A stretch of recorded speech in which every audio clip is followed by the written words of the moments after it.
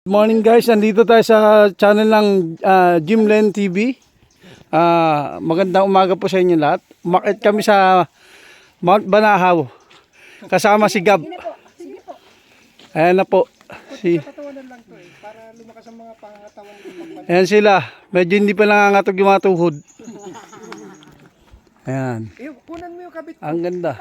Ayan po si Ate Aida. Nagchichill-chill.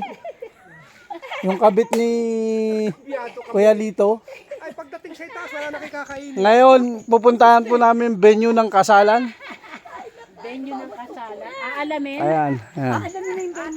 Ayan si Luisa, Madam. At si Gab, Senyorito. At si Lourdes, Madam, pangatlo. Si Nanay Lydia. Ayan. Ayan. Si Gab nakapanik na rito. Ito yung gustong-gusto niyang panikin eh. Nangihinain. Jim, ayaw mo pakilala sa inyo. Nangihinain ng kamay. At ang mapapangasawa ni Nanay Lydia, ang bagong tatay namin, Kuya Lito de Jesus. Nabalita sa Facebook. Tatay de Jesus. Ayan. Nangihinain.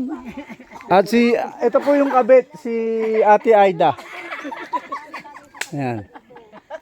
Ayan. Nangihinain. Ang saya-saya. Nangihinain. Yan pa talaga siya. Nangihinain ng guto. Ito po yung yung unang bundok. Pangalawang bundok na. Pangalawang bundok. Maganda po. Ayan. Pangalawa na pala tayo, tingnan mo. Tropa ng ano. Grupo ng ano. Ang grupo ng ano.